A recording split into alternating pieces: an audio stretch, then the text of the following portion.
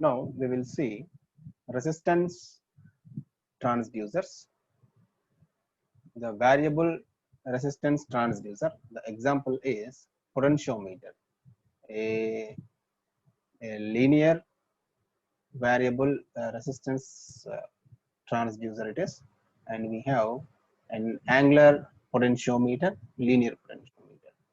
Here we know the important parts of this one.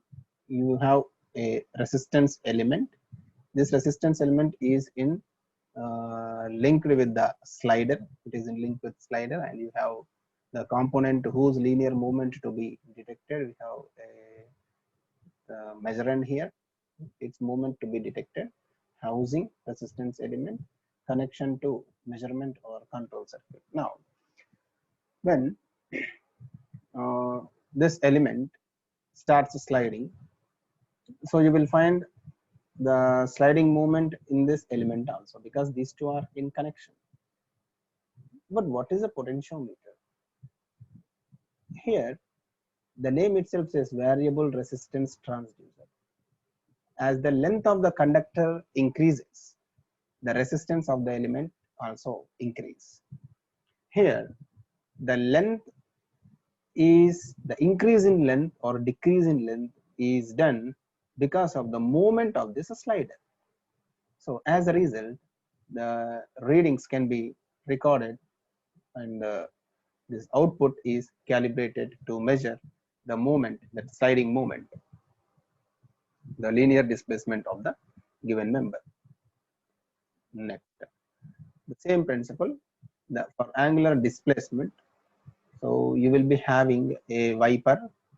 This is a sliding wiper, this one, and this is a resistance element. It is in connection with the measurand,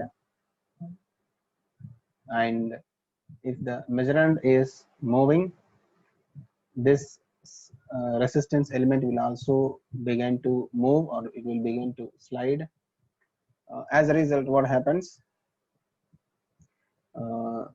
The length in which it is in connected with that resistance element, depending on that resistance and EMF is recorded. Resistance or the EMF is, the output value is recorded. So based on this, the value of the output value, so the angular displacement is calibrated in connection with this output value. That's it.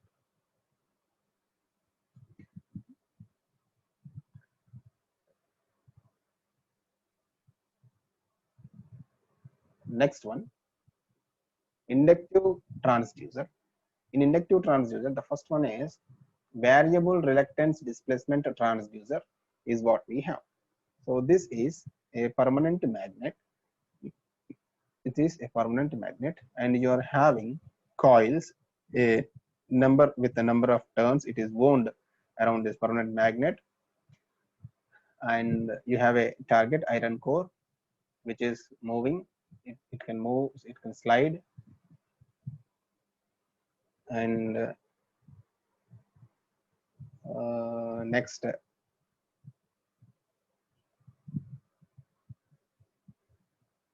the core is in connection with the magnetic field.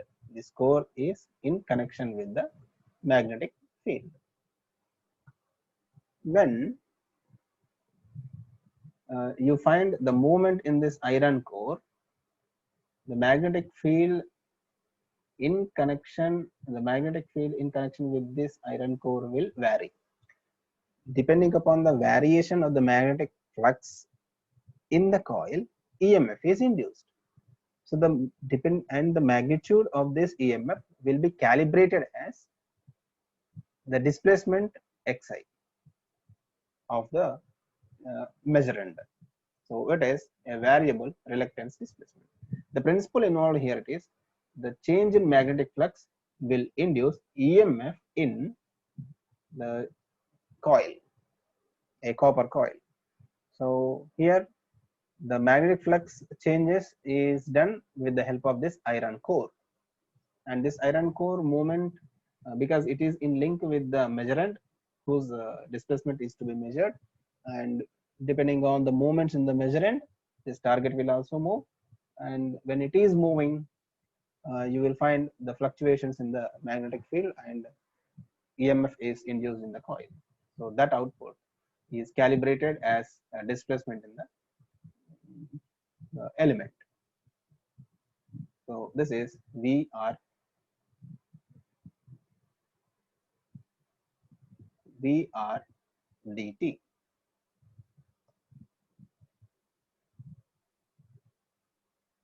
Next, variable inductance transducer. The type is linear, that is LVDT, linear variable differential transformer or transducer. Here, a cylindrical structure will be there, a hollow cylinder will be there. It will be having three windings. One is the middle one is the first one, which is in the middle of that at the geometrical center. It is wounded around that cylinder. So this one is the primary coil, and these two are secondary coil. When this you will be having a core which varies the magnetic field, and this primary coil will be given with electrical supply. Both secondary coils will be having the equal number of turns, but the number of turns of this primary coil may be varying. When some AC source, some electricity is supplied to this primary coil, which induces magnetic flux across equally distributed for both secondary coils. When because of this, EMF induced in both at this null position of the core, EMF induced and these two will be same, and the overall EMF, differential EMF, we can say the differential EMF is 0. ES1 minus ES2 will be 0 because it is same. The magnetic flux fields is equally distributed for both. When this core, which is in connection with the measurand, whose displacement is to be measured. So when this core is moving to the left, the magnetic flux linked with this secondary coil 1 S1 will be more compared with that of 2 S2, and EMF induced will be more compared with that of S2, and ES1 minus ES2 is a positive value. Depending on that positive value, the polarity, we can detect the movement either to the left or right of the right side of the in the coil in the this hole, a hollow cylinder. Now, if it is moving to the right side, the magnetic flux in link with the secondary coil S2 will be more compared with that of the S1, and S1 minus S2 is a negative value. So it's graphically it is shown here. Null position it is 0, EMF is 0. When core position is positive, when it is moving to the right, if it is ES2 minus ES1, then its value is increasing, the EMF value is increasing. When it is moving to the left, it is negative value. The EMF value will be negative. It is shown here. So this is LVDT.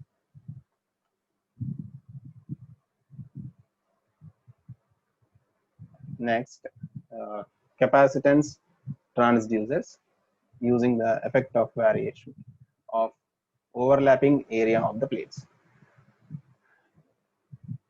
Capacitor will be consisting of two plates. In between, you will be having the charge. You have a displacement element is attached to this one of the plates. When this plate is moving, when these two are at 100% overlap, so you will find the charges high charge. Capacitance will be increasing when it is moving towards overlapping of the two capacitor plates. If it is moving away from the capacitance decreases. So this will help us to find out the displacement and the direction in which the plate or the member is moving.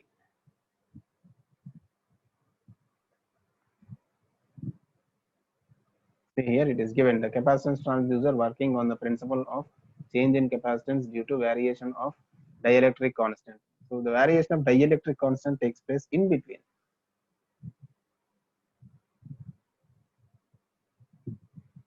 So with respect to linear displacement as shown in the figure.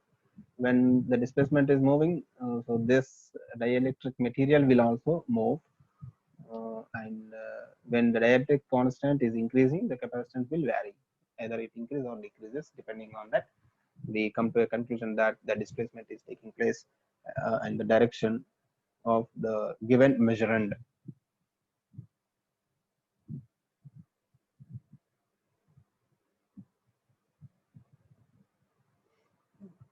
And almost thereby we have completed the first unit. And finally, we see that photoelectric transducers.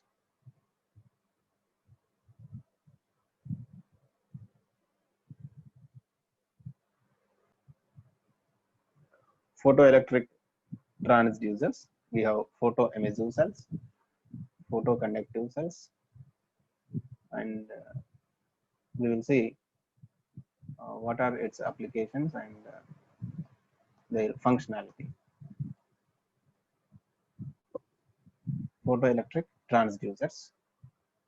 The first one, the working principle of photoelectric transducer is conversion of light energy into electrical energy. Conversion of light energy into electrical energy. So how it happens when a plate is there, a semiconductor maybe, metalloids, when it is subjected to some electricity, not electricity, light.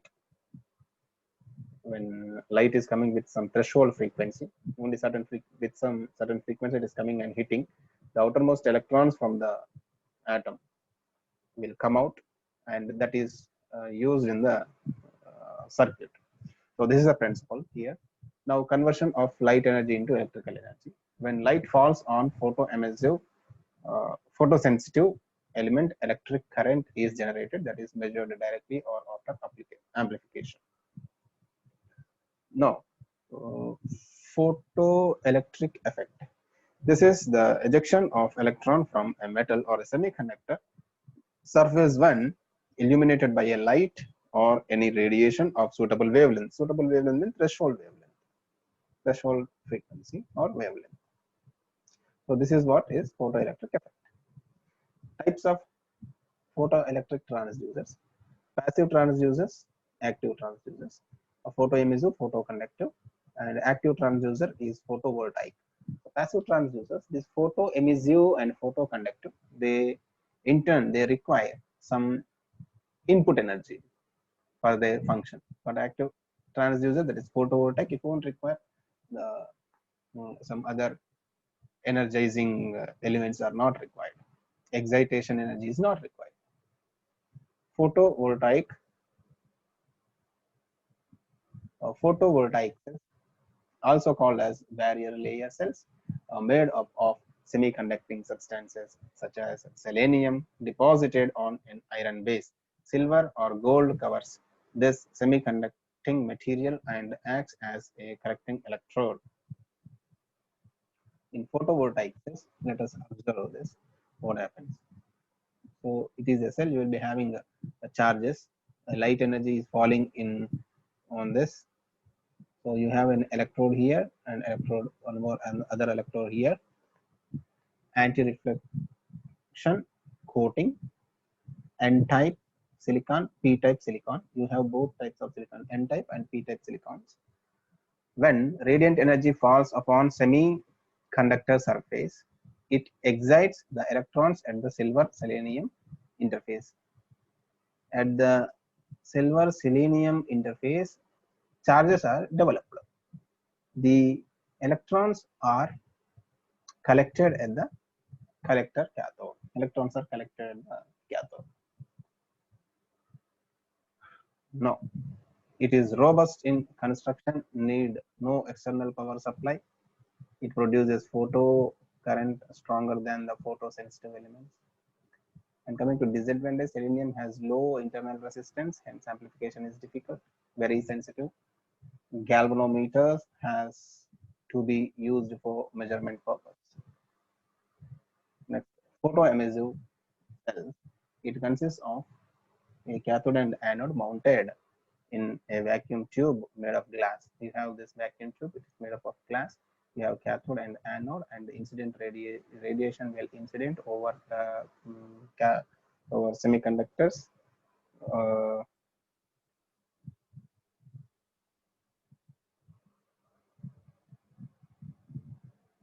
over the metal plate or a metal plate. When it is falling over it, electrons are coming out and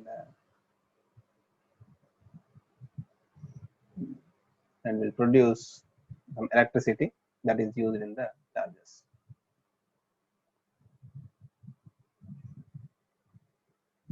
Gas-filled photoemissive cells. Gas-filled photoemissive type cells contain inert gas molecules like argon, which can be ionized due to the repeated collisions of electrons.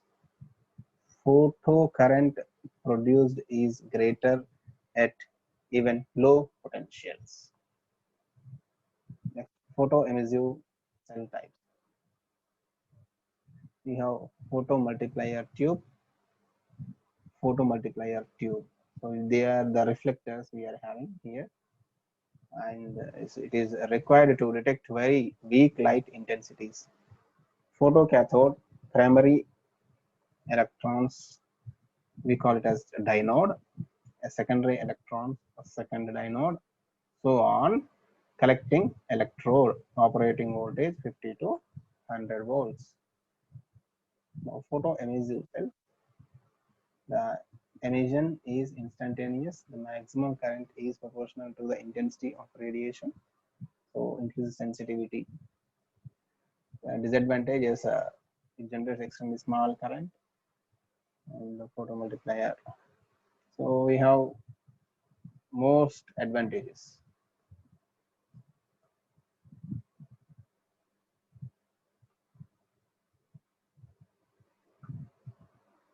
So coming to the applications, we have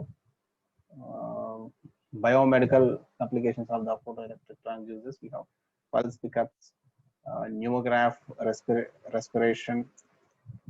Respiratory volume can be measured by measuring changes in the chest circumference with a pneumograph which has a photo detector in it. Measures blood pulsatile volume changes, especially LDR is used. So it has got some biomedical applications also.